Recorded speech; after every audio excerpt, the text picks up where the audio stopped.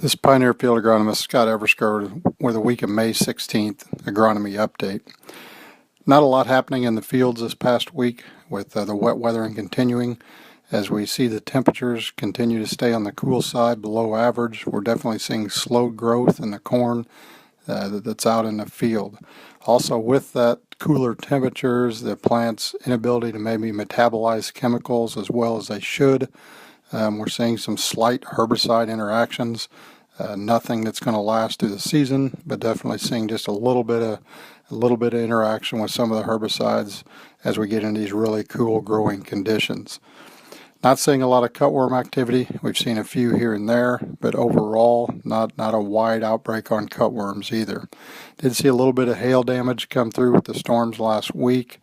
Again, nothing that looks like it's going to cause a replant situation, but definitely a few fields got beat down a little bit. Got some leaves shredded up, but nothing looks like it's going to kill the growing point or kill the plant.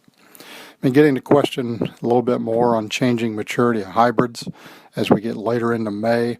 For the most part, we do recognize that hybrids have the ability to go ahead and mature with less GDUs as we plant them later into the season.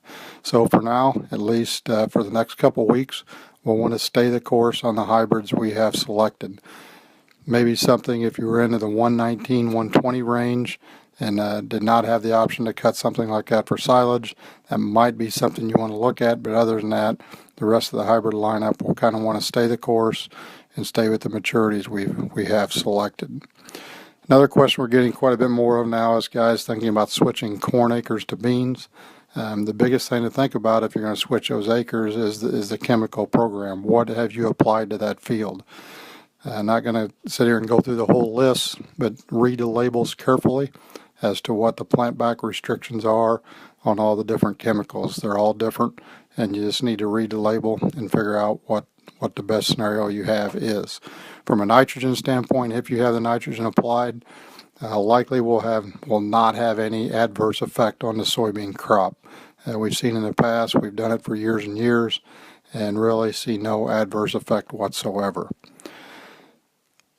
For the corn that is planted and is kind of sitting there, not growing extremely well with the cool temperatures, but it is planted, it looks like about the last week of June, first week of July will be when a lot of that corn crop is pollinating.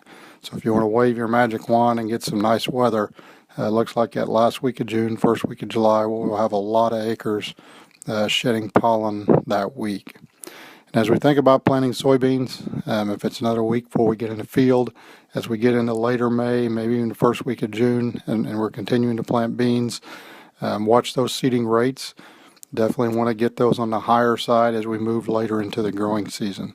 I know a lot of guys heading into the first week of May, planting 140, 150,000 puts us in really good shape.